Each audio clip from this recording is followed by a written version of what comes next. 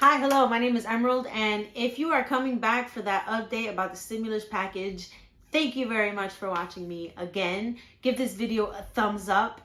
If you didn't subscribe last time, subscribe now. And if you are coming here for the first time, do both of those things anyway. And I hope this video is very informative. The government will not be shutting down. President Trump yesterday on Sunday, December 27th, signed the omnibus bill. Now, before he did that, the bill was passed by the House of Representatives and Senate on December 21st. On December 22nd, he said that he will not be signing it because a $600 check was too low. This stirred up confusion and blah, blah, blah, blah, blah, blah. We know that story. Now, on Sunday, he has signed the bill while he is in vacation in Mar-a-Lago, Florida.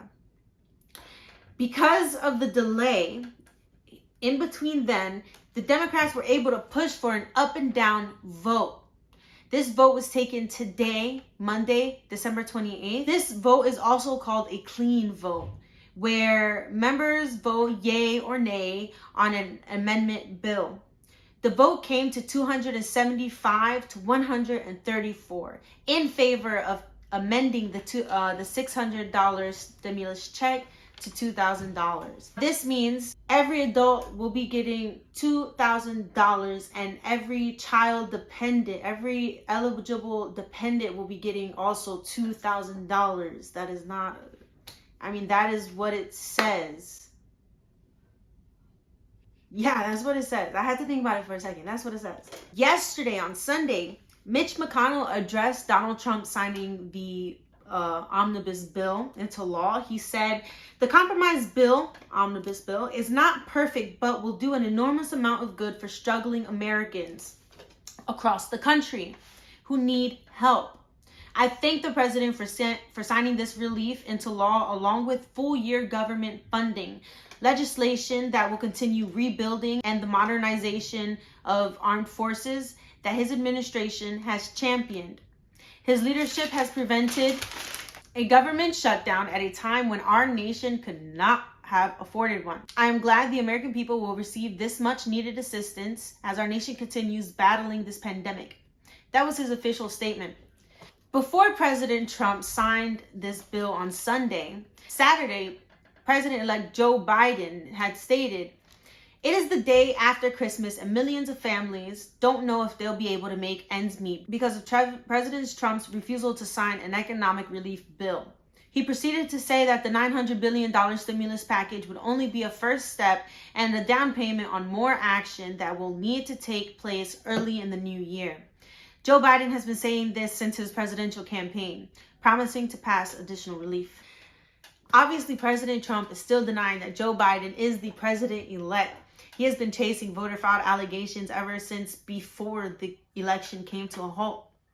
President Trump addressed the FBI and the Department of Justice. He said, the FBI and Department of Justice should be ashamed of the lack of action against the biggest scam in U.S. history. As for the Supreme Court, he said, the U.S. Supreme Court has been totally incompetent and weak on the massive election fraud that took place in the 2020 presidential elections. We have absolute proof, but they don't want to see it. If we have corrupt elections, we have no country. But speaking of lack of action, Christmas morning, officers responded to the reports of gunfire in downtown Nashville. On this call, they found an RV truck parked nearby an AT&T building. The truck was playing a recorded message. Evacuate now, this vehicle has a bomb and will explode. A woman who lived directly across the street from the truck tells her story. That's the building where the melting pot is located and Rodizio.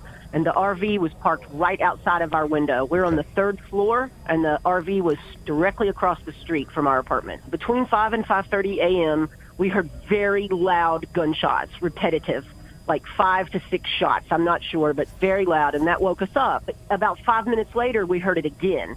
And then I realized, and it was in the same place right outside of our window, basically on the street. So I called 911 for the first time at 5:32 this morning. Well, then I went downstairs. We have a 2-level apartment, and I looked out the shades of my window, which I was a little bit afraid to raise because of the gunshots were so close. And I saw an RV directly out front across the street. And I began to hear a broadcast from, like a recording coming from the RV. And it was saying, this vehicle has a bomb. If you can hear this message, you need to evacuate, for about 30 minutes. And then the RV message changed and said you have 15 minutes to evacuate. And the last count we heard was 8 minutes, and we were in our cars driving across the river. Crazy, right? Now, in my count, President Trump has tweeted maybe 40 times since Christmas. No lie, go look. And has not mentioned anything about this incident. Nashville Mayor John Cooper told CNN, when asked if the president has gotten in contact with him or reached out to him about the bombing, said, quote unquote, no. He hasn't heard from him.